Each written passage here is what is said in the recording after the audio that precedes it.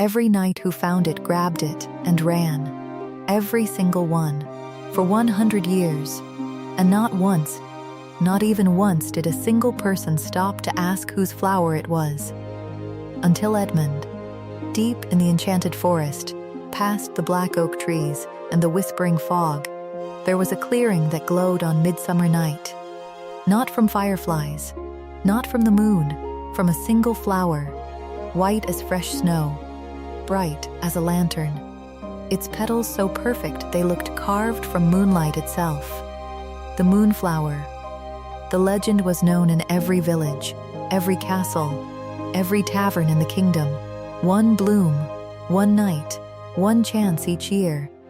And the legend said whoever brought it to the sick could cure any illness at all. So every midsummer, the bravest knights in the land raced into that forest. And every midsummer, they came back empty-handed. The flower was always gone before dawn. Nobody could explain it. Nobody ever stayed long enough to find out. Edmund was 17 years old and the son of a poor herbalist. He had no armor, no horse, no sword. He had worn the same boots for 3 winters, and they had holes in both soles.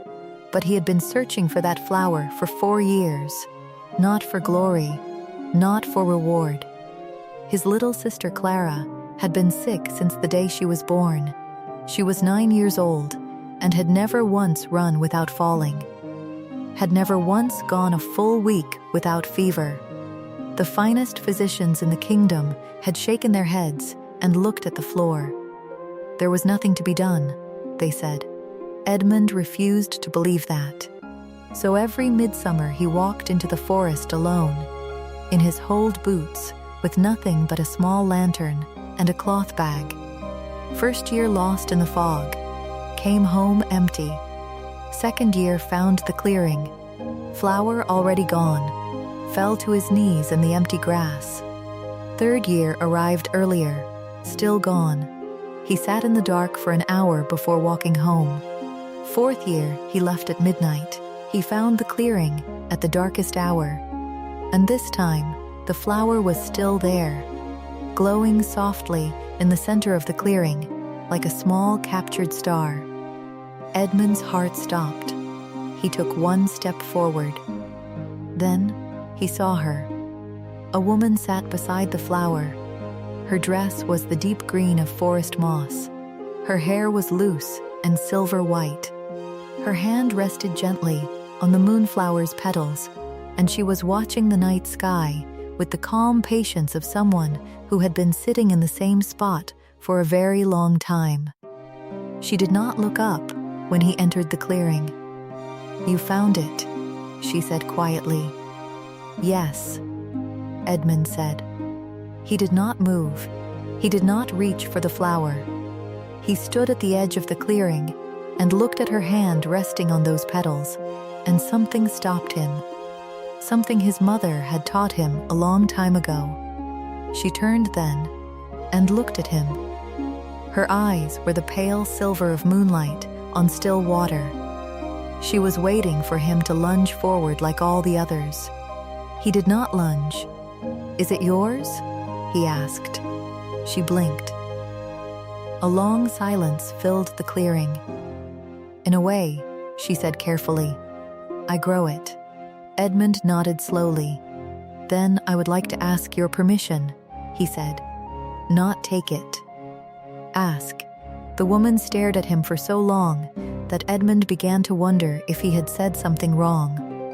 Then something shifted in her face. Not surprise exactly, something older than surprise. Something that looked like a person remembering a feeling they had almost forgotten existed. "Sit down," she said. Edmund sat down across from her in the wet grass. "Tell me about who you need it for," she said. So Edmund told her about Clara, about the fevers, about the way his sister laughed even on the hard days, about how she had asked him last midsummer to bring her back a story from the forest even if he came home empty-handed, because the stories were almost as good as the cure.